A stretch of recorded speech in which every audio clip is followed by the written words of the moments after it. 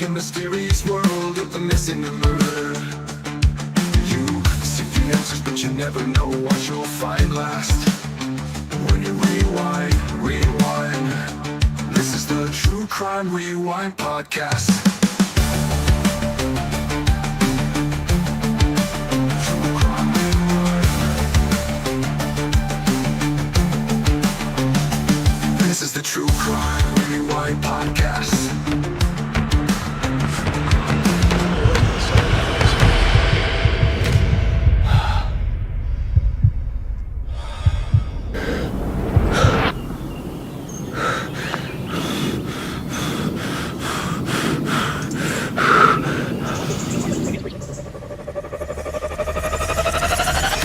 Guys, down the hill.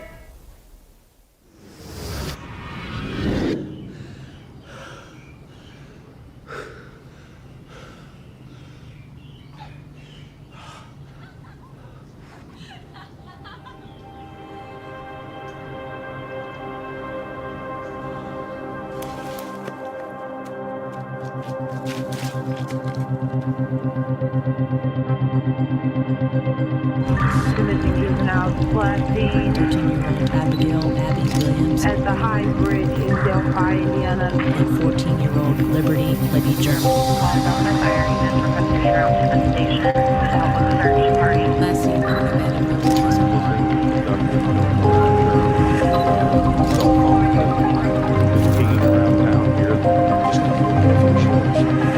Somebody out there knows who this person is, and you want to know what we know. One day, you will.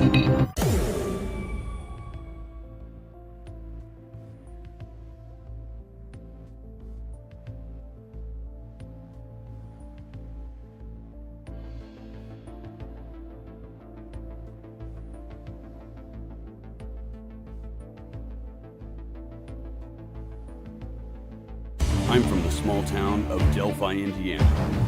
A population of less than 3,000. And one of us is a killer. Accusations fly. Mainstream media lies. Social media drama. In a courtroom full of chaos. This is a case of twists and turns, leaks and lies. Right now, we delve into a heart-wrenching fight for the truth. This is a True Crime Investigates exclusive, a behind-the-scenes look into the Delphi Murders investigation. For 8 years, a local YouTuber has dedicated his entire life to one thing, to find justice for Abby and Libby. This is Murder on the Monon. So when I look at the photograph of the bridge guy, it's hard to tell anything about this. You look at the guy and it's so pixelated, so blurry. Anytime you try to zoom in, it just gets worse. So you're creating pixels and pareidolia by looking at these photographs that are already pixelated, and zooming in more, you start to see different things.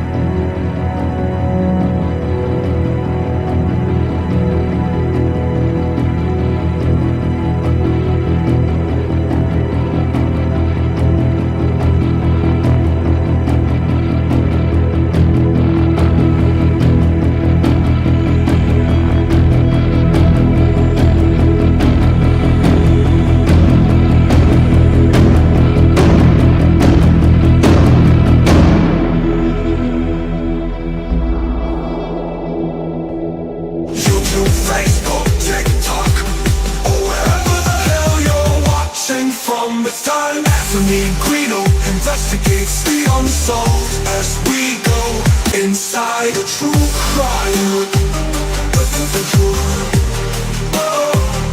Inside a true crime.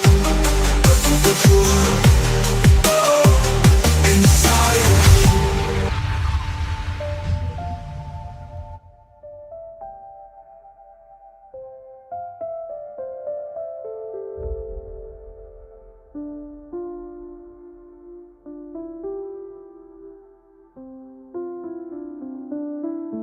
In the quiet town of Delphi, Indiana, the trial for the tragic murders of Abby Williams and Libby German reached a pivotal moment. After years of speculation, rumor, and emotional turmoil, the community was poised for closure.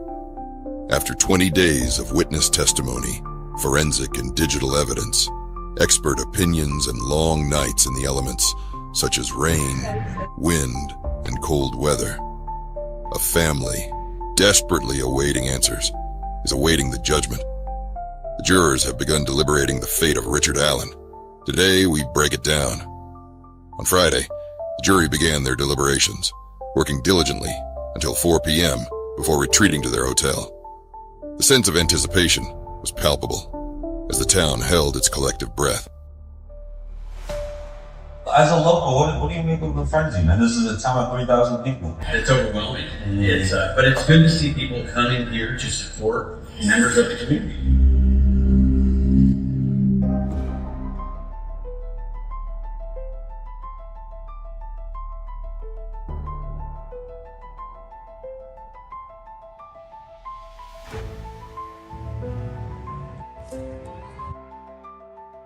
mean, growing up, it was a small town. You could run around, ride bikes, go to the park, play basketball. And when it happened, it was kind of like a ghost town.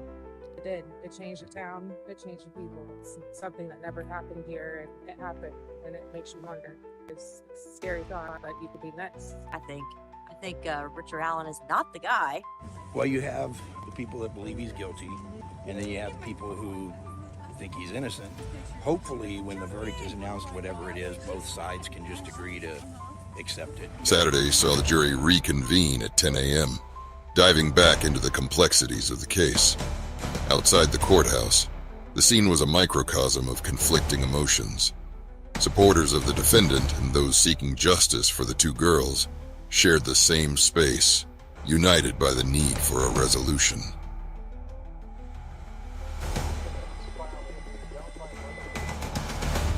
Sunday was a day of rest for the jury, but the community was anything but quiet. Everybody lost hope there for a while because it's took almost 8 years to get to where we're at today. Do we have any integrity in Carroll County? And I recognize you, Greeno. Conversations about the trial buzzed throughout Delphi, drawing people together from all corners of the globe. The waiting continued, and the hopes of many rested on the outcome of the deliberations.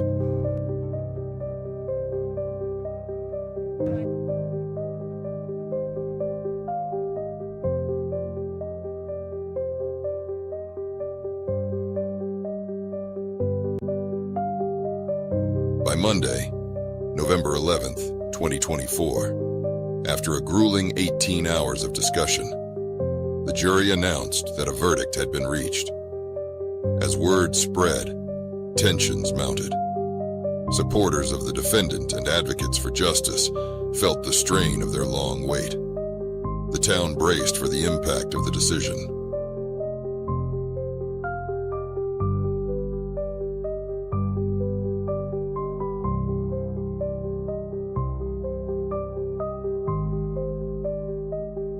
The verdict.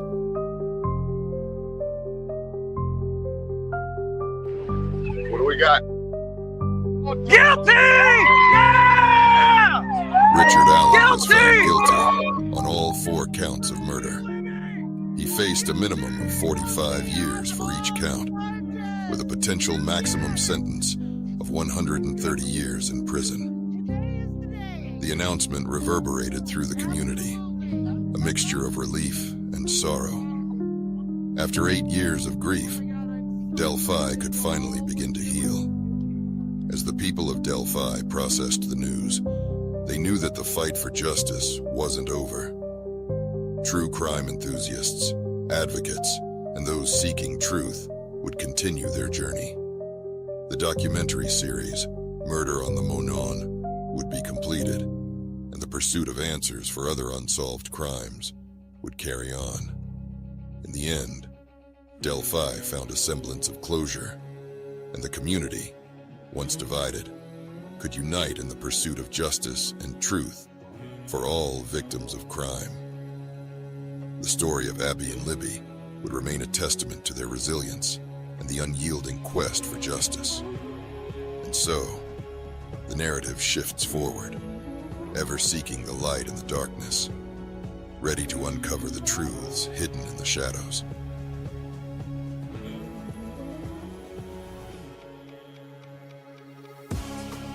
Coming up today, Anthony Greeno is finally speaking out. After remaining silent for days, joining him is Casey Conwell to give his insights on the dramatic case that sent shockwaves throughout the world. Tonight, this is an open panel case discussion. Whether you're rooting for a convicted killer or relieved that the nightmare is over. One thing is for sure. For the families of Abby and Libby, the community of Delphi, and all of us here in the true crime community can finally take a breathe after almost 8 long years and say, today is the day. So hold on to your ass's social media as we encourage you to call in, voice your opinion, debate respectfully, and remember that the truth is out there, somewhere, in a tale of good versus evil. Every saint has a past, and every sinner has a future. This is the Delphi Murders. It all went down the hill for the bridge guy.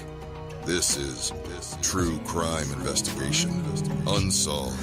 Just gone hollow, reflection fading. The echoes of the past haunt every step. World turns cold, left here waiting, feeling like there's nothing left. I am broken down and lost the will to breathe. So thinking deep, can't find relief. But with conviction, their souls are now set free. Rising from the pen, break these chains of grief. Potential case, 2 missing juveniles. Abigail Joyce Williams. It's getting scared now. It's getting cold. Libby Rose Lynn German. Missing, abducted, we don't know for sure. Last seen at the High Bridge in Delphi, Indiana. Delphi is just not one of those places where any of us ever thought that something like this would happen.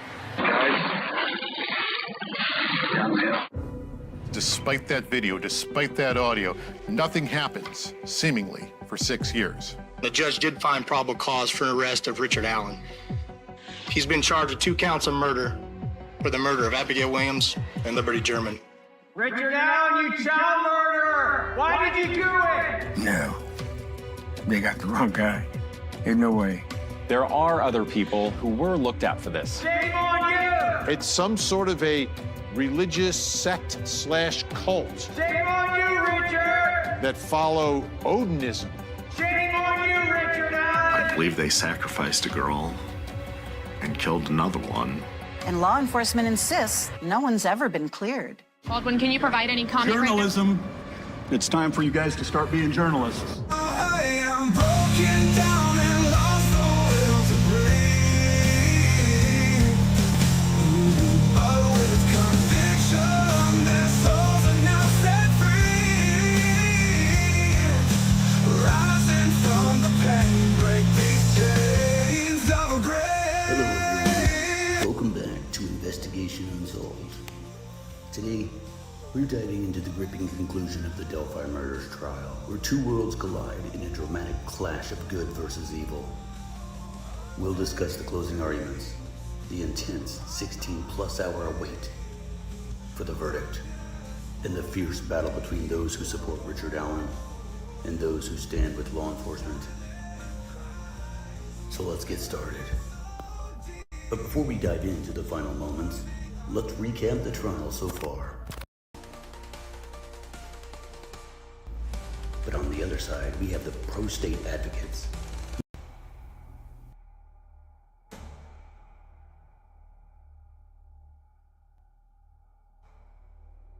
Public opinion.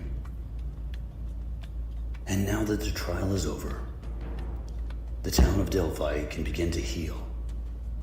But the scars will remain. The community has been through a lot, and this verdict brings a sense of closure, but also a lot of questions about the future. How will the families move forward? What does this mean for the town of Delphi? And what do we do next? Here on Investigation Unsolved, we're going to discuss all that tonight, right here live on the Delphi Murders.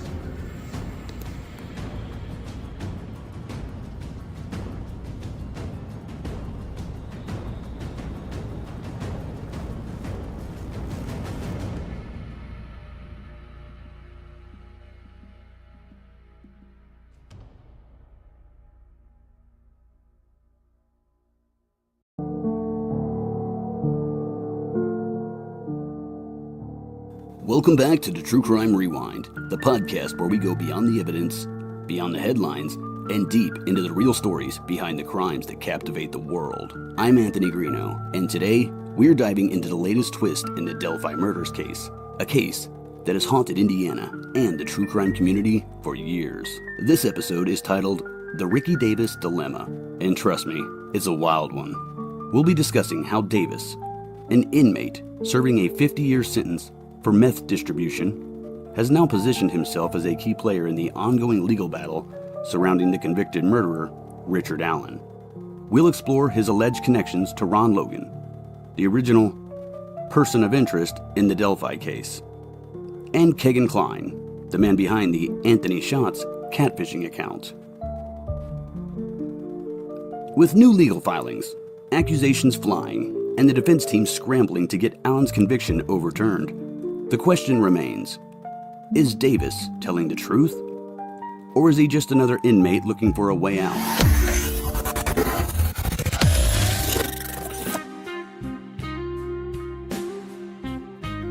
Let's start with what we know. In November, Richard Allen was convicted of the brutal murders of 13-year-old Abby Williams and 14-year-old Libby German. The crime, which took place on February 13, 2017, sent shockwaves through the country. The girls vanished while hiking on the Monon High Bridge Trail in Delphi, Indiana, and their bodies were found the next day on the property of Ronald Logan. For years, the investigation remained stagnant until Allen was finally arrested in 2022. His conviction was based largely on circumstantial evidence, including his own confessions and statements made to police. He was sentenced to 130 years in prison. But that's not where this case ends. His defense team has been working relentlessly to overturn his conviction, filing what's known as a motion to correct errors, claiming that key evidence was mishandled and the state ignored other potential suspects. Now, enter Ricci Davis. But first, who the hell is Ricci Davis? Well, Ricci Davis is an inmate at the Newcastle Correctional Facility.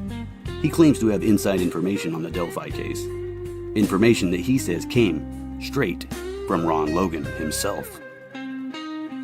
According to Davis, Logan confessed to the murders while they were cellmates. Davis supposedly wrote letters to Carroll County Prosecutor Nicholas McClelland and several news outlets, claiming he had knowledge that could change the entire case. But there's a problem. Davis took a polygraph test, and let's just say he didn't pass. Not just a little bit. He failed miserably. So, was Davis just making things up to get attention? Or is there something more to his story? The defense is now using Davis's claims as part of their appeal strategy. Their argument? That Ron Logan, not Richard Allen, is the true murderer. So let's break it down.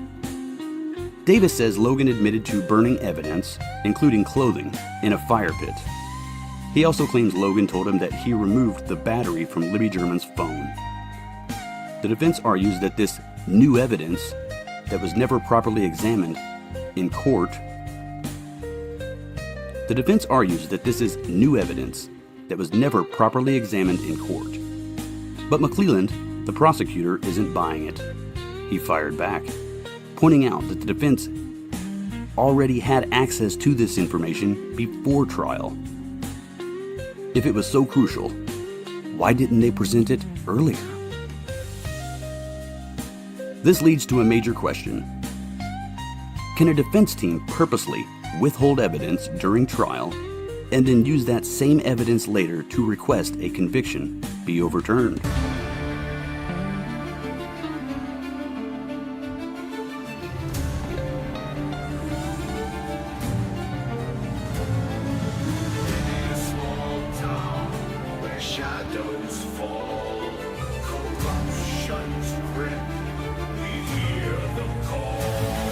We'll get back to that question later.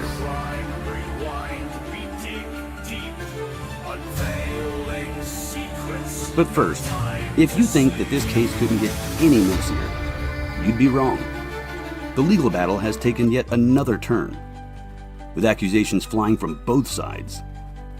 Last year, the prosecution wanted Allen's defense team held in contempt for leaking crime scene photos to social media influencers. Now, Allen's attorneys are flipping the script, calling for Prosecutor McClellan to be held in contempt for publicly releasing crime scene images that were supposed to be sealed.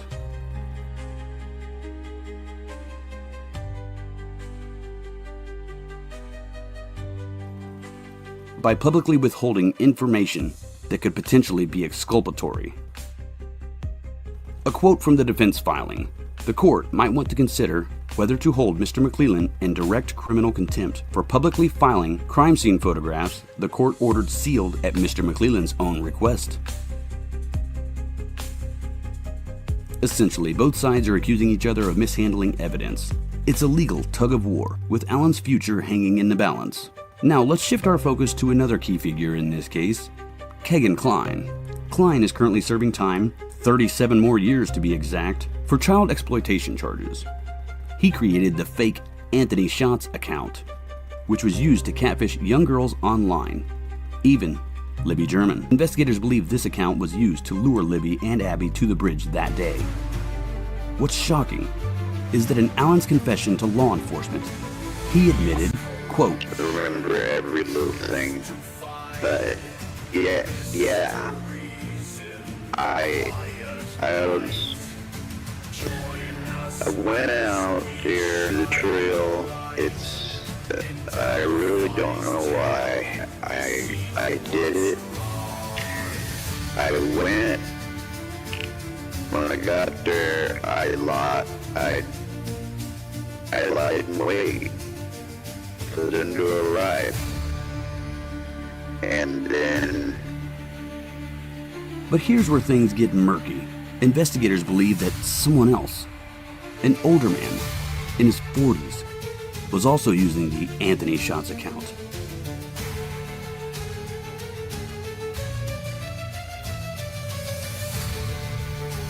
Based on differences in text messaging, someone used punctuation and acronyms for words. Investigators believe the other user would use all caps and no punctuation. Some theories suggest that Allen might have been that older man.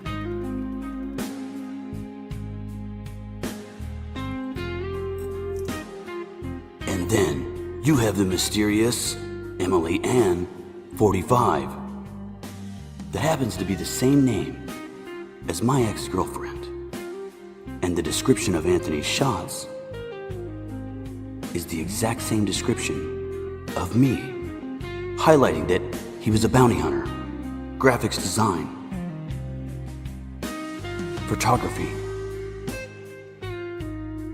It should be duly noted that Emily committed suicide in 2020 after being harassed and cyber-stalked from individuals following and trolling in the Delphi Murders case.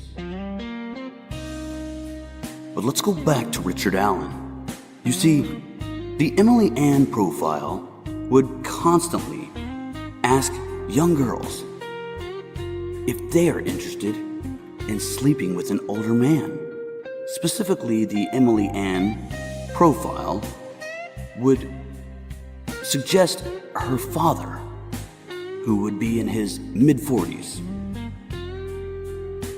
and suggested that she had even participated in threesome sexual activities with her own father and other girlfriends of hers from online. But this was all a facade. She wasn't real. Anthony Shots and Emily Ann are known predators. Predators of children. Men cyber-stalking, looking for their next victim. And one of those victims reported just days after the murders of Abby and Libby, a young girl just outside of Galveston, Indiana, gave Anthony Shots her address. And that night, two men with ski masks showed up and attempted to kidnap her. And then there's those sealed documents. But we'll get back to those. The name Emily Ann 45 may not mean anything to you, but when the so-called Emily is grooming young girls into feeling that it is okay to sleep with an older man. But the fact of the reality is that older man is the person pretending to be the young girl. And Emily Ann 45, in my opinion, represents Richard Allen was 45 years old at the time that he would have been using that profile and the time of the murders. Kegan Kline failed a polygraph test when he was asked if he knew who the Delphi murder suspect was. He said no, and that was a sign of deception. There's more to the story than what meets the eye. This is a case of internet cybercrimes. And the big question is, who the hell is next? Is it you? Is it me? Is it our children? Is it our loved ones? Is it our enemies? And the worst part about it is, he could be hiding right here within the chat, watching. Maybe he knows you. Maybe he's watching you. Or maybe you are him. Or maybe I am.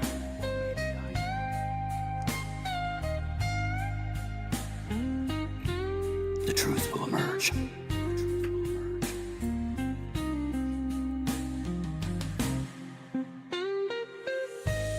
And this is where the infamous Wabash River search comes into play. Police spent 40 days searching the river near Kline's home. But the question is, did they find anything? They did take Kegan Kline out of jail under a sealed order to point out the area in question. And then, 18 days after the search ended, Allen was arrested. And Kegan Kline had some of his charges dismissed and amended.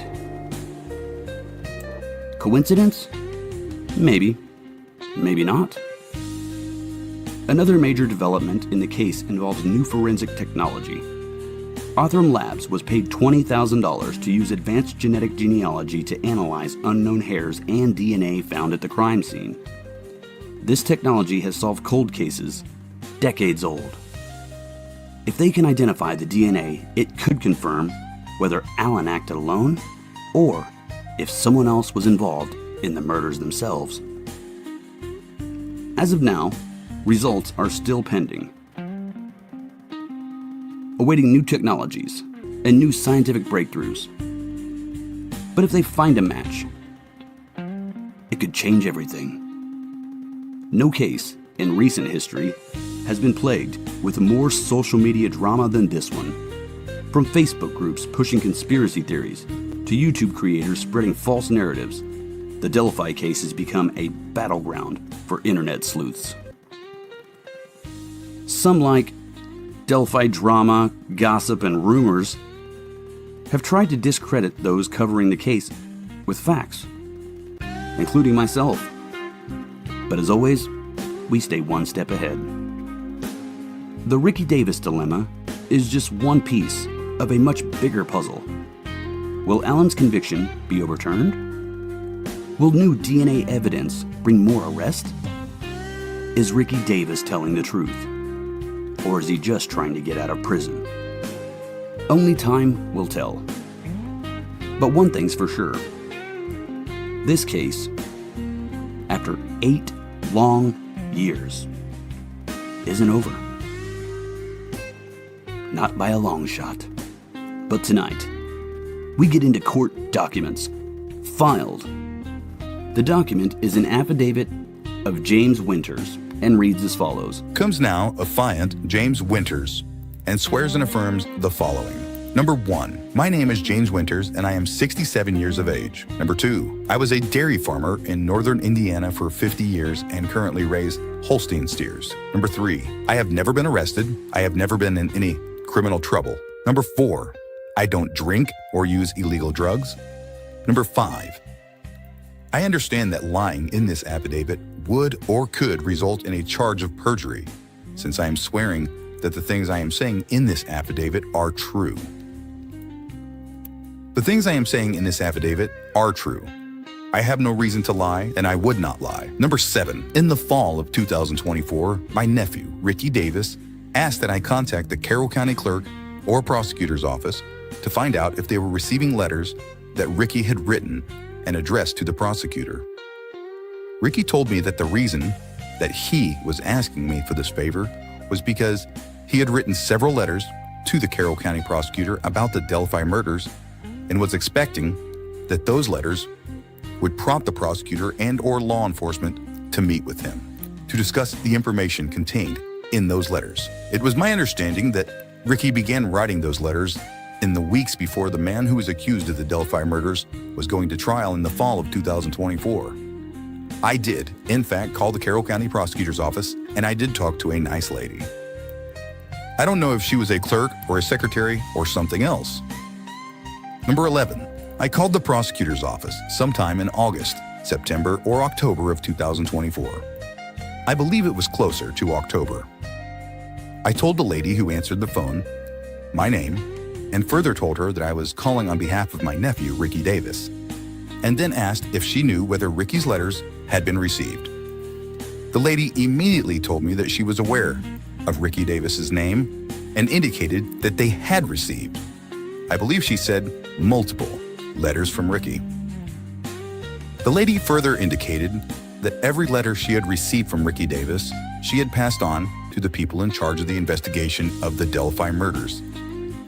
I asked the lady if she would let the investigators know that I had called and that Ricci wanted to talk to them and that he had expected someone would talk to him and that she said she would relay the message to the investigators.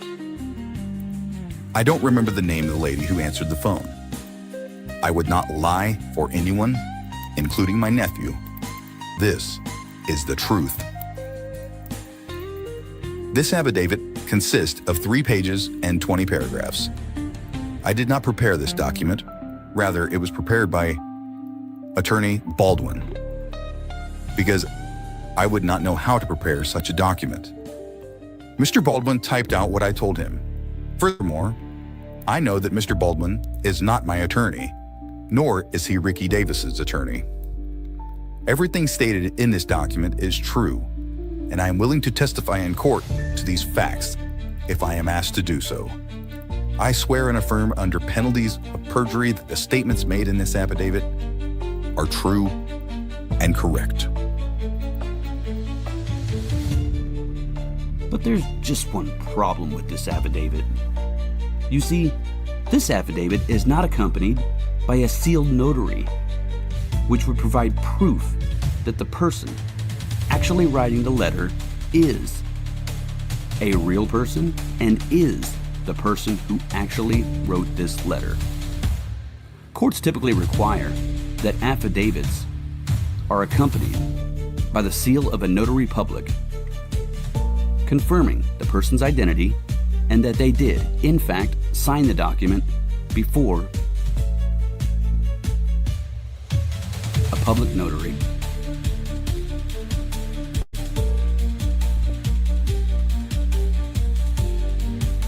But back to that question that we asked a while ago. Can defense teams withhold evidence during a trial and then later use that same evidence to try to overturn a conviction in appeals? The answer to that question is no. The defense team cannot use information that they had prior to trial within the discovery to later form an appeal, claiming it's new evidence, when in reality, it's not. And furthermore, the defense team previously pointed the finger at these so-called real killers as members of a Norse pagan religion called Odinist. Odinism is a religion hijacked by white nationalists, and the defense team claims that they killed Abby and Libby as part of a ritualistic sacrifice to their beliefs. However, all of the men participating in the Odinism religion were cleared with alibi information, video evidence, and witness accounts. It's impossible for the Odinists to have committed the murders. And the defense team knew that.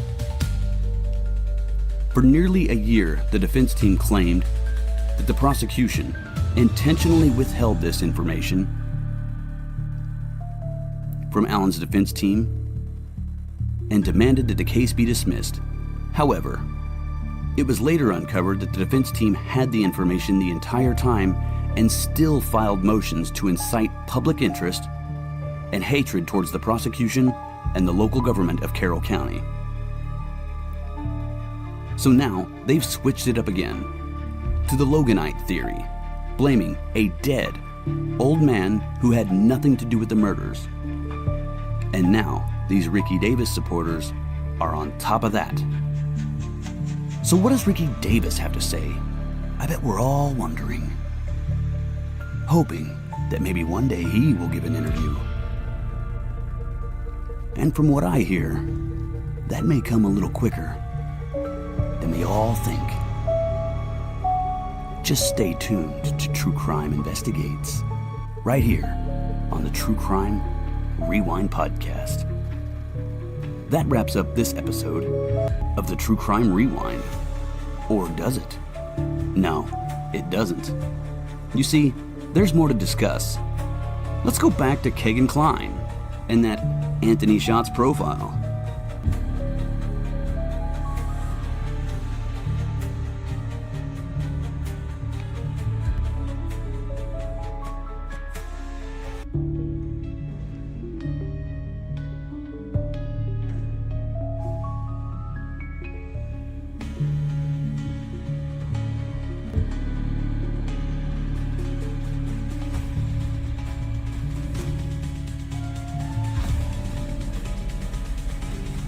The defense team also argued that McClelland's rebuttal mixed up claims about Logan's alleged confession. McClelland stated part of the purported confession included Logan telling Davis he burned the girl's clothes in a fire pit. But the defense pointed out that the original claim stated Logan told Davis he burned his own clothes in the pit, not the girl's. McClelland pointed out in his rebuttal that Logan told Davis he took the battery out of Libby's phone, which doesn't align with physical evidence and discredits the confession. But the defense team claims that they have not seen any exhibits that mention Logan confessing to removing the phone battery. While the court might take Mr. McClelland's misstatement of fact about the burning of clothes as simply mix-up on his part, either McClelland is making up the allegation about Logan removing the battery from the phone out of whole cloth, or he has access to information about Ron Logan's confession to Ricci Davis he has not shared with the defense, Baldwin wrote. The defense team supporters have been going wild with the resurfaced Loganite theory of some hog roast that supposedly took place in the middle of winter in the middle of the woods in the freezing cold outside some old man's house, with people who have never been to Delphi and who have been confirmed by alibi information to be cleared. The Loganites have emerged for the fourth time, never giving up on their perpetuated lies. The ex of Ron Logan, Connie Dillman, said on Crime Nation that Logan used to beat her, and he was the Delphi Killer. But these so-called beatings with a wrench took place over 40 years ago during their 6-year relationship. But in an interview with Connie, directly after Crime Nation aired, Dillman confessed that Angela Sedlowski asked Dillman to lie on television and to authorities. But her conscience got the best of her, and she felt betrayed by Angela, who told her that she was a mental health psychologist from North Carolina and would help her through the grieving process. But Sedlowski quickly abandoned Dillman after the show, leaving her with questions. Questions never answered. And then she spoke again after the defense filed more information claiming corruption and asking the court to now issue an order holding the prosecutor in contempt of court and wanted his ass thrown in jail. But just over a year ago, the prosecutor filed to have the defense team held in contempt for leaking evidence and sensitive crime scene photos to social media influencers and asking them to lie and push a false narrative on a group of Odinists. hijacked by white nationalists in a murder that they say was part of a ritualistic sacrifice to their Norse pagan religion. The court found that the defense was grossly negligent, yet proof beyond a reasonable doubt was hard to prove. However, that would soon change. When I emailed the court giving insight on a series of documents leaked, other than photos that discuss details, the court sealed as part of Allen's probable cause affidavit, which speak about Richard Allen's confession, a detailed confession to law enforcement, and even mentioned how Richard Allen knew Abby and Libby would be at the bridge that day under the pretense that they were going to meet Anthony Schatz, who is that fake profile created by Kegan Kline in 2016. Law enforcement believes someone else in their mid-40s also used the account with different profiles on texting styles. In Allen's confession with law enforcement, a recording that has never been made public. Why? Because I've been saying that Allen was the other user of the Anthony Schatz profile, along with other random men who share online photos containing CSAM material. What also indicates this connection is the other user of the profile asked several times to young girls if they were interested in an older male who was 45 and at times pretended like he was a male and female speaking about sex and grooming the girls into having encounters with an older adult male whom he referred to as his dad. Indicating furthermore, during sentencing, Nick McClelland said when Richard Allen confessed, he told them, quote,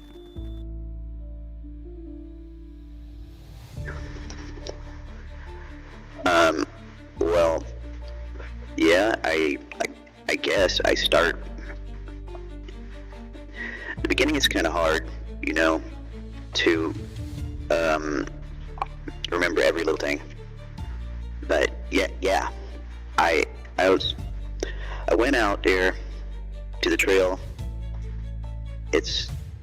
I really don't know why I did it, but I went. When I got there, I lied in wait for them to arrive, and then, well, what happened? Juvenile witnesses on the trail that day said that Bridge Guy was walking with a purpose, like he was on a mission of some sort. And Betsy Blair said he appeared as if though he was waiting or looking for someone.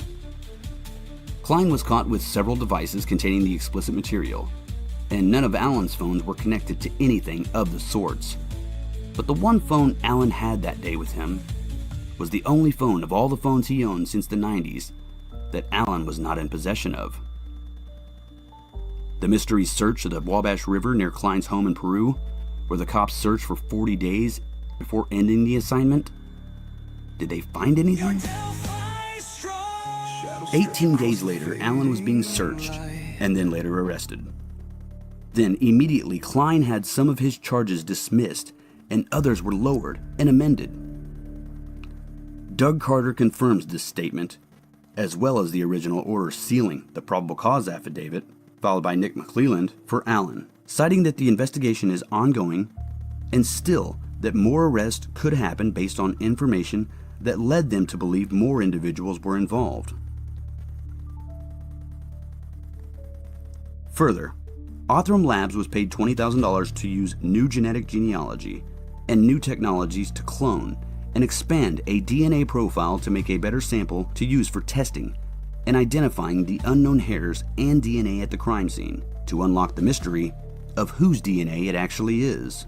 They're still working on those scientific methods, but many didn't pay attention to detail in my Delphi Murders Rewind podcast, where behind the scenes we uncovered information that all came out in the end to be true, despite internet trolls like Debbie Embry Olds, the Prof, Michelle After Dark, who constantly attack people with hate, yet they spread absolute bullshit, hatred, and lies about people with no evidence to back their claims.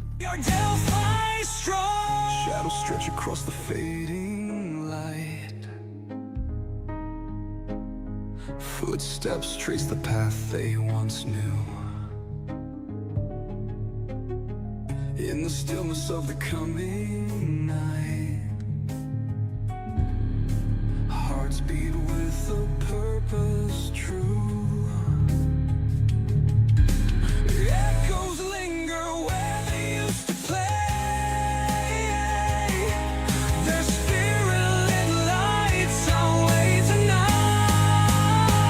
We march on in the name of justice, with our hands held high to the sky, in honor of Abby and Libby's courage. We won't let their stories slide. We stand unafraid of the bridge guy.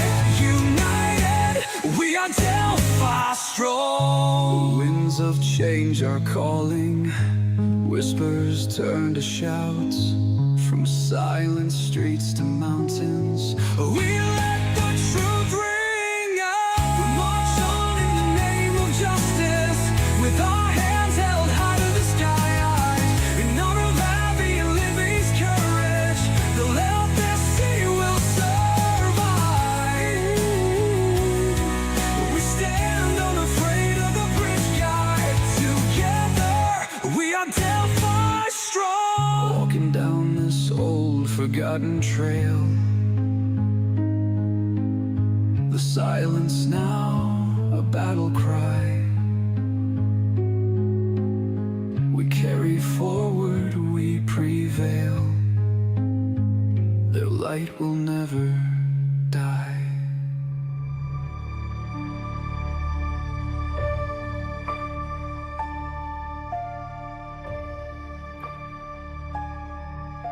While trying to push false information with lies and propaganda on a Facebook group called Delphi Drama, Gossip, and Rumors.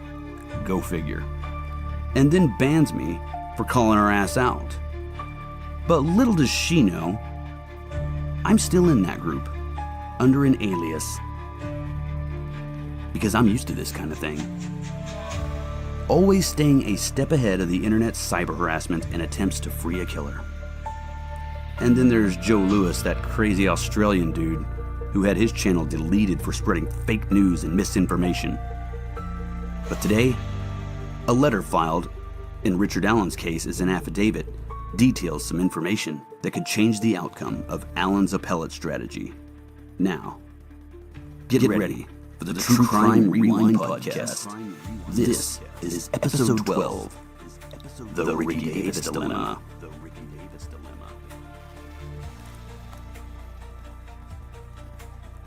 Now that officially wraps up this episode of the True Crime Rewind podcast. If you want more updates, follow me on social media, like our Facebook page, subscribe to the YouTube channel, and hit us up on Spotify and Apple Podcast. Until next time, stay tuned, stay vigilant, and as always, stay true. Because the truth is out there. Somewhere. Because in a world filled with true crime, murder, and chaos, every saint has a past, and every sinner has a future. I'm Anthony Greeno.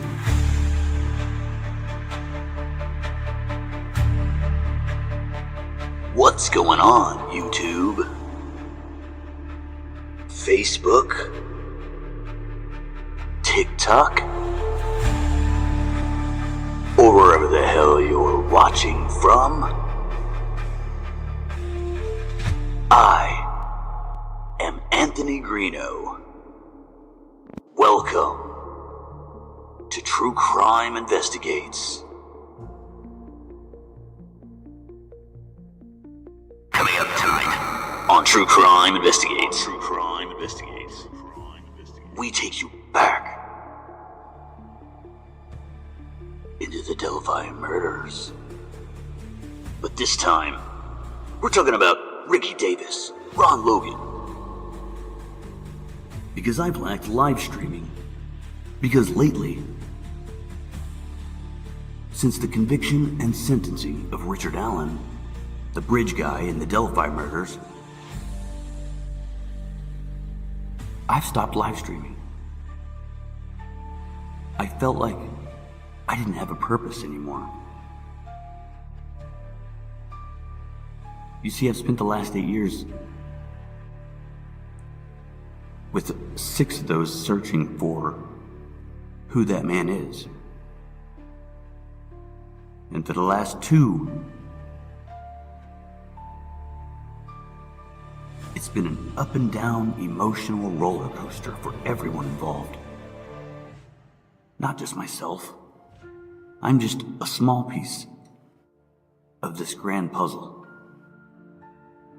And so are you. And you. And you.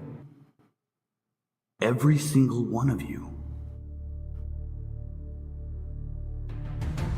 Who've been there, who I've met, who I've seen along the way, and who I've lost.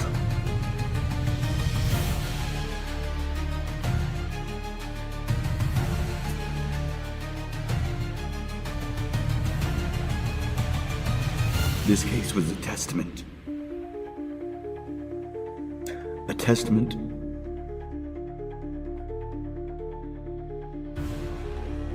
that justice will prevail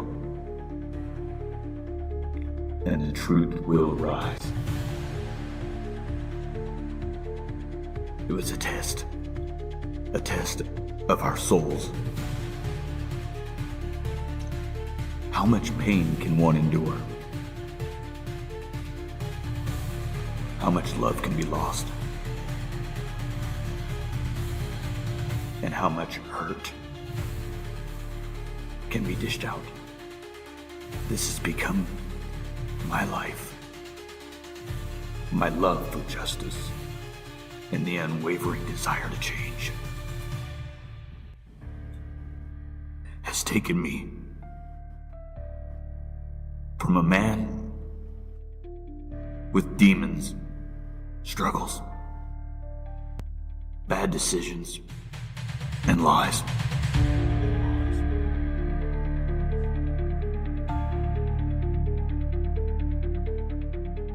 But in the end, it has changed me. It has made me who I am today. It has given me the sweetest fruits from the vine.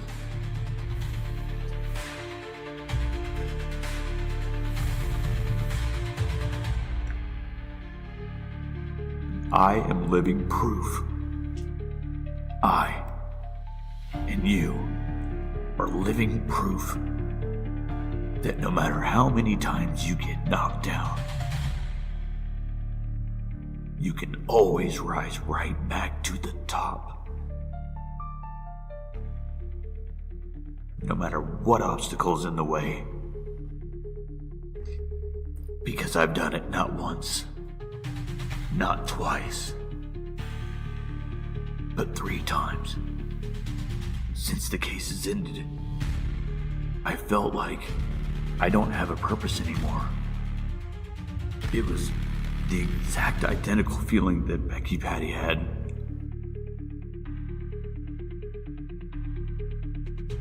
When she said this.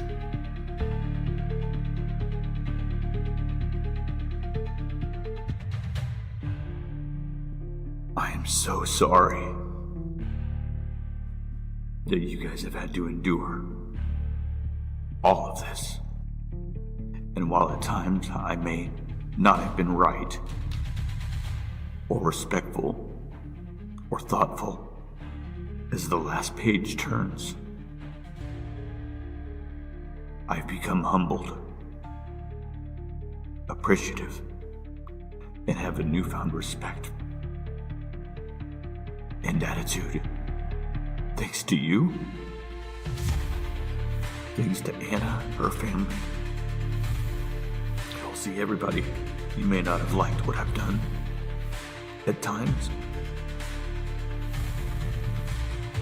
but I'm always here to support you because I love you. You are my family, and this is my community and your community. This is home, and no one's gonna take that away from us. And no one's gonna tarnish our reputations. No one's gonna hurt our children.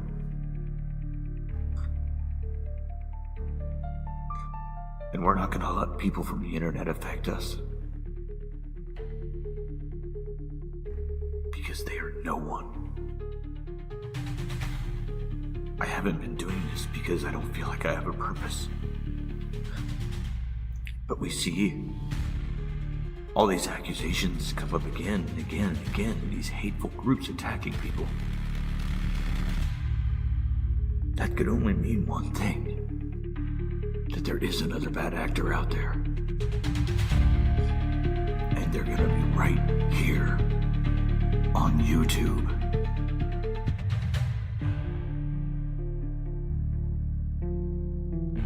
I want you to think about this.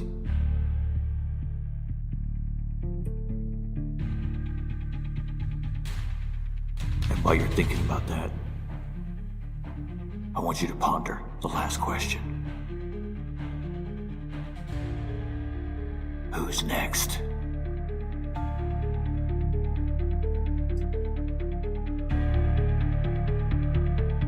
And you know what that means, everybody. That means if the Loganites and the Odinites have band together to create a force of greater evil.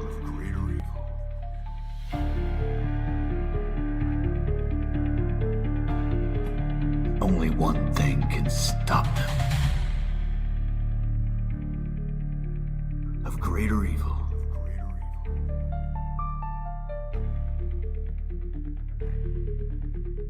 Coming up tonight. The final boss is back. And I've got a purpose. To lay a smackdown on their candy asses. Southern style. So let's go, ladies and gentlemen. Because we're about to piss some people off tonight. It's time for Anthony Greeno's Unfiltered True Crime.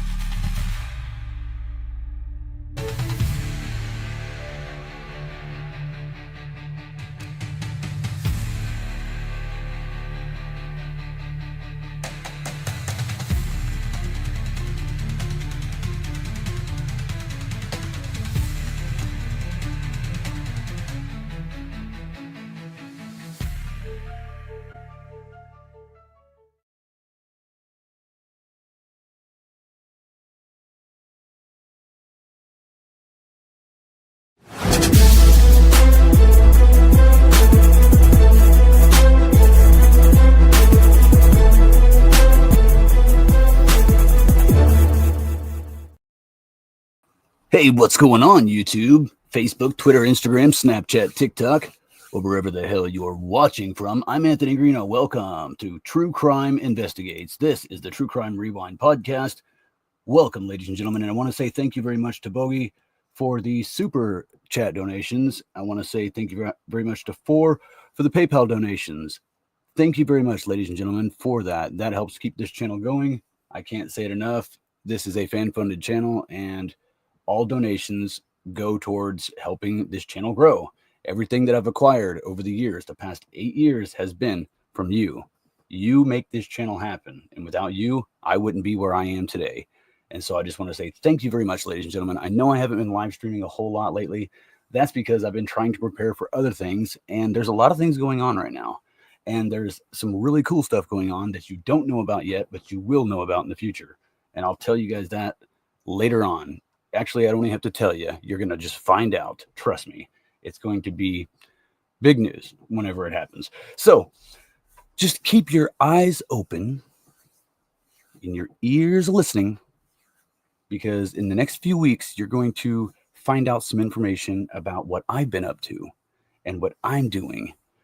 And it's going to blow your mind. So another thing that I wanted to tell you guys is the Delphi Murders case is over. This case is over. And if you think that Richard Allen is going to win an appeal, you're wrong. This man is going to be sitting in prison for the rest of his life. And I'm pretty sure I predicted the outcome of the trial back in February of 2024. I guaranteed it, that he would be found guilty of their murders. And he was. And if you go back and you take a look at this, and this is what Murder on the Monon is about, ladies and gentlemen, a lot of you either haven't followed me the entire 8 years, and if you have, then you know that I've been through a series of channels. True Crime Investigates, WKAT Media with Kat, the True Crime Rewind, True Crime Investigates, the second channel, and Investigation Unsolved, and Greeno Radio, along with some other channels that are not true crime that I will not name because they're not true crime related. And I don't want all you crazy people that's going over here to go over there and start trolling me there on a non-true crime channel. So I don't post much content on that channel anymore because I've been so busy with the other stuff. But out of all those channels, TikTok and everything, 391,000 subscribers and over 5 million viewers. That's total. That is a giant feat of people. And I never, ever, ever saw that happening ever in my life. I never saw a lot of the things that have happened here recently happening in my life. But you know what? It's all because of hard work, persistence, and a big learning curve along the way. Because I'm not the most loved individual out there, especially the one that covered the Delphi murders. I'm probably actually one of the most hated ones that covered this case. And I don't understand why. But in a way I do. Because it's not really that people don't like me. It's the people that are defending a child molester and a child killer trying to discredit people. And what they do is they attack people because we're onto the truth. And when we're getting ready to expose these chomos for what they really are, what do? They go online and they post a bunch of bullshit about people. They try to discredit them. They harass their friends, their family, their kids. They threaten people. And quite frankly, I'm sick of it. And those people are people like Who's Your Cold Case? James Wright, that's his name, is one of those people. There are several others out there, and they're always lurking right here in the chat.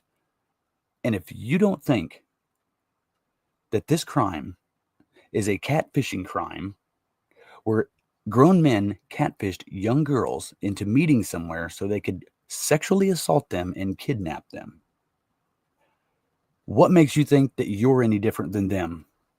What makes you think that you're not being watched by the people sitting right here in this chat that pretend to be somebody, but we don't really know who they are? I can sit here and look at all your screen names and I see Glow. Okay, I see 4. I see Beyond the Evidence. I see Miracle Hearts, but I don't know your real names. I mean, some of you I do, obviously, but how am I supposed to know who you are? You could be a catfish account, some guy that's trying to meet up with young girls, texting right here in this chat and acting like everything's okay, like you're just supposed to be there. But the reality is you're not supposed to be here. And your time is ticking. Slowly but surely, your day is going to come. And everybody, there's a lot more to this case than anybody ever realizes. And if people just sat back and took the time to listen, to actually conduct your own little investigation with your own analysis based on experiences, research, and doing your own research, not listening to somebody else. That's hearsay.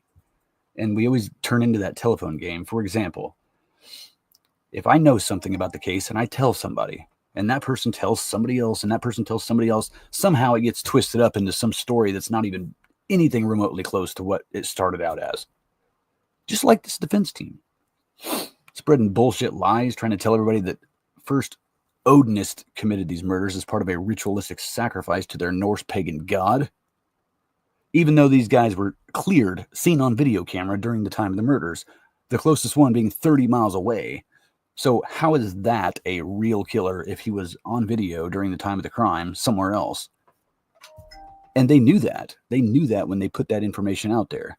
Andrew Baldwin willingly gave Mitch Westerman court documents and edited crime scene photos as part of the Franks memorandum to review, along with another civilian, against the order, a gag order by the judge that said no information, court documents, or conversation should take place about the case with anyone that's not directly affiliated with the case, like an attorney, a judge, a prosecutor, or law enforcement, or the families.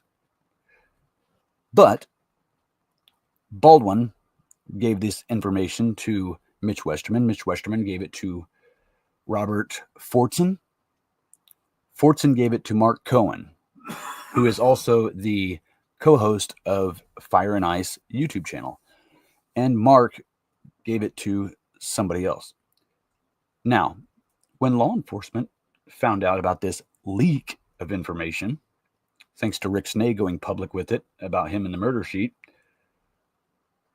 I was the first person to tip that in because I figured that whoever has these crime scene photos either is the killer or they're not supposed to have that. And that could compromise the case. And Rick Snay at the time said, I'm not going on a witch hunt. It wouldn't do anything about it. So I told him that he had those. Well, we found out about it all. And when we looked at them, they were horrible. They were horrible photos. Horrible photos. And I'll tell you right now that if you've seen those photographs that were leaked, it is absolutely nothing like what I really saw sitting in court on day 3 and day 4 of the trial. And I sat right there with Marv and the families, and I watched as they released like 60-something photographs all around the area. Different points of view, from above, from below, from the side. And there was so much blood. It was such a horrific scene. It was much different from that of what I saw in the real photographs. And when you read the defense or the prosecution's filing, when he says the defense team had edited crime scene photos and then released them to the public, that's exactly what they did. They made it look like there wasn't as much blood. They dulled down the picture. They got rid of everything that looked horrible. It was so bad. And those documents are now sealed. Rightfully so, I would say, especially since you got Andrew Baldwin leaking dead kid pictures to people and saying, hey, find some guys that we can push this off on a satanic occult theory. Who the hell does that? Who does that? Huh? You got a grown man that's leaking pictures of 2 dead girls and saying lie about it? What a piece of shit, Baldwin. And for those of you who haven't seen, you might want to go back and look at the trial coverage, man, because I came face to face with Baldwin and Rosie. And you know what? The look on his face was like, fuck. God damn. There he is, dude. I know that he was thinking in his head. He was looking at me and he was thinking, holy fucking shit, dude. It's the final boss. And I was like, yes, it's me, Baldwin. And he was pissed. You could tell because I would shove my camera in his face every freaking time he came by. You know, bam, I'm just sitting there filming him and you see him looking at me, whispering to his buddy like, God, there's that fucking cocksucker right there. I know that's what he's thinking in his head. But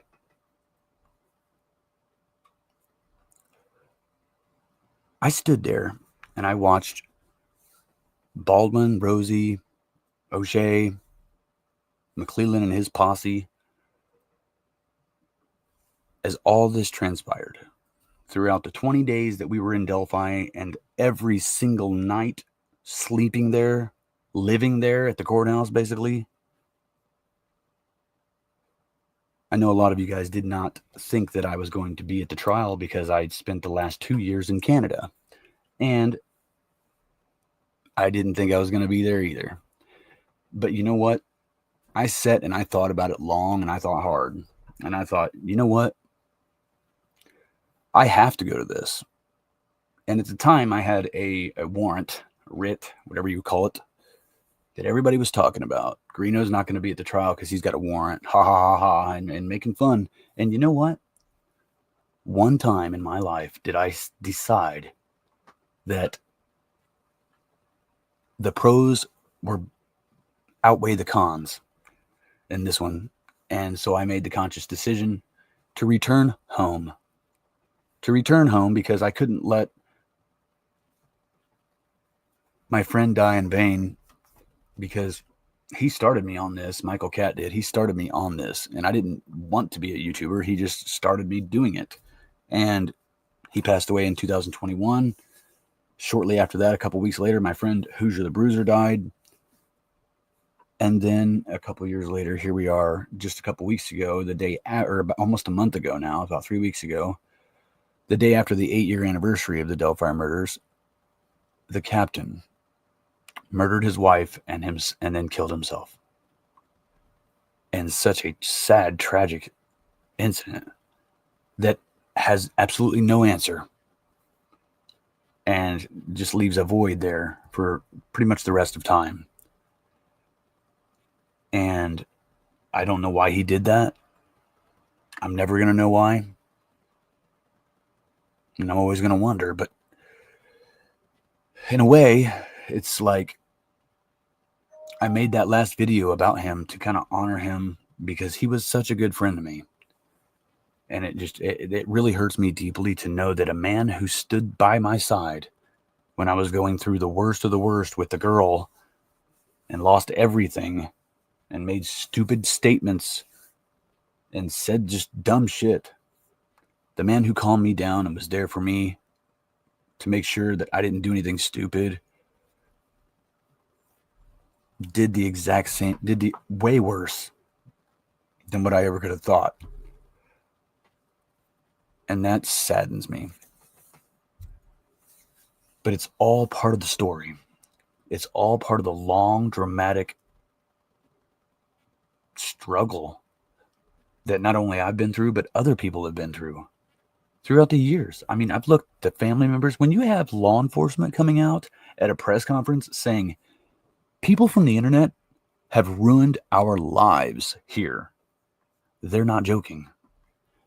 And CJ and I have been screaming this since the start of the Delphi Murders Rewind podcast. It all started with one lie on one channel about a man named Jesse Snyder.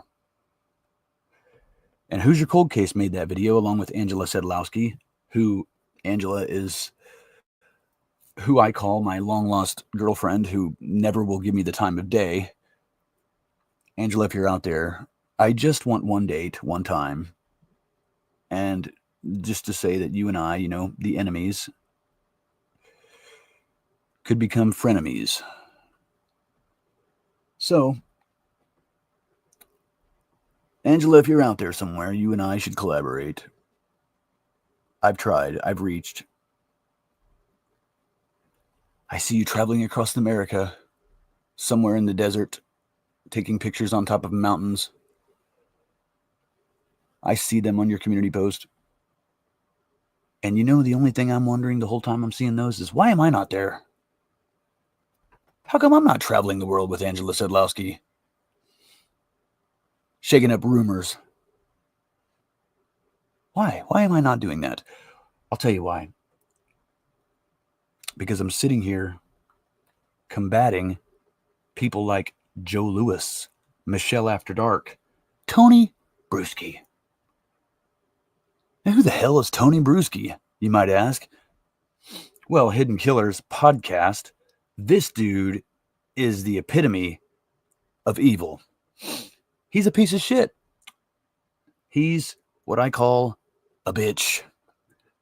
And Tony, you, sir, are a piece of shit.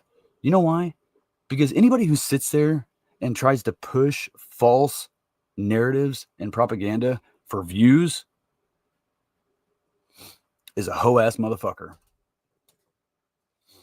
And I've tried and tried and tried to get you to understand through text messaging and chats that what you're saying is a lie.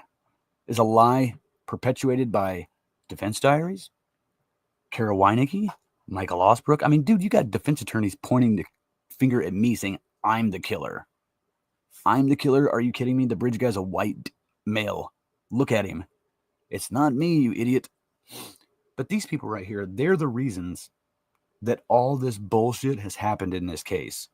Because if you think about it like this, ladies and gentlemen, one headline in one news article can influence millions into doing what you want them to do. For example, Barbara McDonald and Bob Motta go on court TV and they say, oh, Ronald Logan's the real killer. And guess what? Now you've got millions of people that are floating out of the woodwork. They just come out and they're like, oh God, Ronald Logan's the killer. He's the real killer. Because some bitch on fucking court TV said so. But they'll defend that until the day they die. And so I found that the best way to combat this is to post catchy, shocking, dramatic headlines. For example, when the news agencies got wind of this Ricci Davis, Ron Logan crap, the first thing they did was come out and say, property owner confessed to Delphi murders. When in reality, that's not what happened. What they should have said in their headline is, an inmate serving 50 years said a dead man, who was his cellmate at one time, said this. Then you would start thinking twice about whether or not it was true. But when you come out and say straight up as a fact, Ron Logan admitted to murdering the two girls, he didn't. That's a lie. It's bullshit. And so these people just say shit in hopes that it influences people. That's exactly what they did before trial. They released that court TV special right before jury trial. Both times they re-aired it just to try to show everybody, oh, look, Richard Allen's innocent and these are the real killers. And the only people they had on there was defense supporters and people that support the defense's theory. Let's also go back to Dr. Perlmutter, this Odinist, ritualistic, sacrificial expert who studies only rituals. Okay? Now, she says it is a textbook case of a ritualistic sacrifice. However, I want to point this out. Did you remember that Richard Allen's defense team came out one time last year and said, hey, the judge is not granting us any funds and it's an unfair trial because the state has all these resources and we don't have any. And we asked for $25,000 and the judge is denying us. We're not going to get paid, everybody. And so guess what?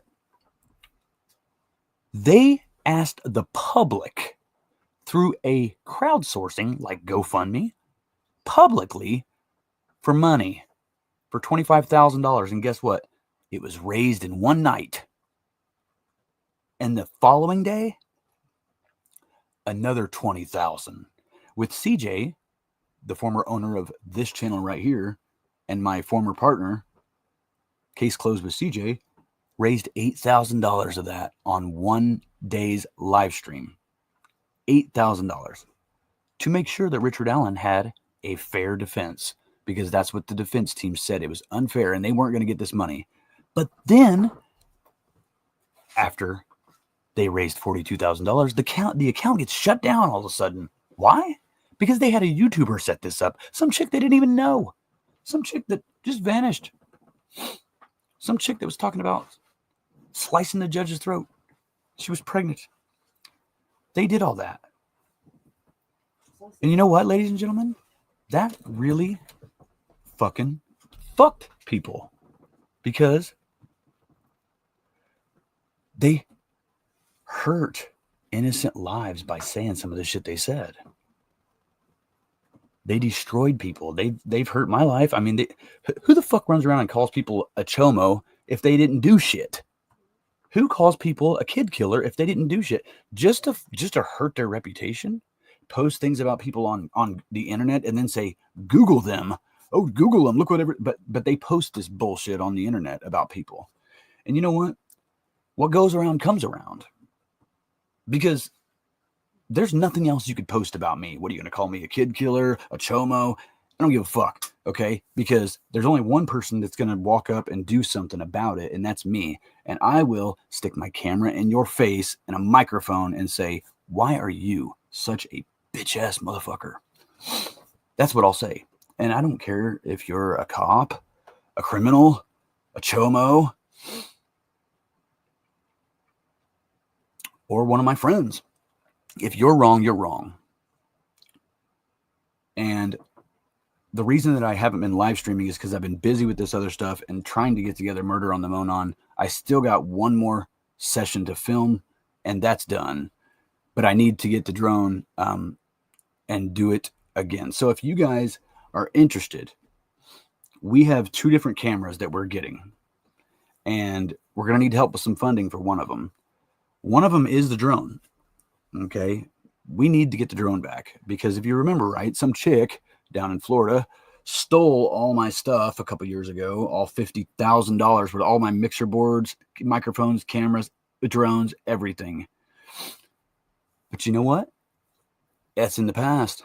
And here we are today, 2 years later, after a year spent in jail and several other days where I've had to go to court and deal with that crap because the internet haters just keep pushing and pushing and pushing these people until they screw with me. But you know what? You internet haters thought you were going to get me here to Indiana and watch me sit in jail. But guess what? I had a plan. I walked up, I took care of my obligations, and I continued to do the right thing because I needed to see this close. I needed to do it for my friends, for the community, for the families of those 2 girls, and for myself, because it's been a long, hard-fought road.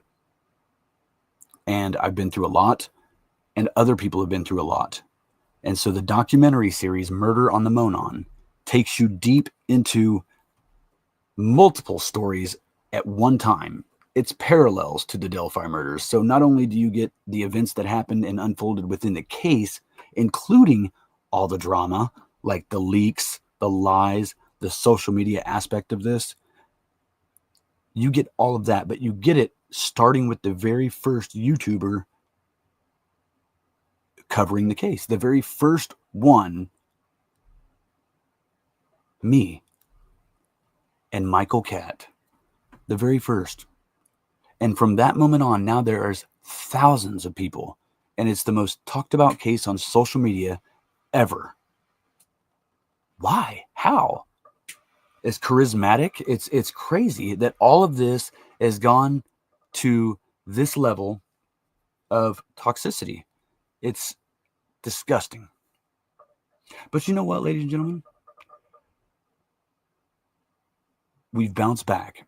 And we bounce back with hard work, persistence, and never giving up. And there are times, believe me, when you want to give up, when you want to quit, you want to say, fuck it, I'm done. I can't do this anymore. It hurts too bad. Something inside keeps you going. And you know what that is? That was a drive to speak and be a voice for 2 girls lost. And that's exactly what I'm always going to be. I found exactly what I want to do in life.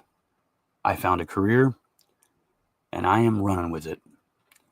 And you guys will learn all about it in the near future. But I can tell you that I never saw what happened now in my life. I never saw that coming. And for the people that know exactly what I'm talking about, and the people that have given me this opportunity, thank you. From the bottom of my heart, I really appreciate you. And I will never let you down. And I will take this next project to another level. And I'll do it all with my YouTube fans and their help. So, ladies and gentlemen, if you want to talk more to me live and you want to see my also radio-like face, then hit that subscribe button on the True Crime Rewind podcast. Subscribe right here to Investigation Unsolved. Make sure that you go over to Tony Bruschi and let him know how big of a bitch he is for spreading misinformation. And on that note, everybody, I'm Anthony Greeno here at True Crime Investigates on the True Crime Rewind podcast with an investigation unsolved into the Delphi murders. Until next time, ladies and gentlemen, well, you already know. Keep it Southern style, y'all.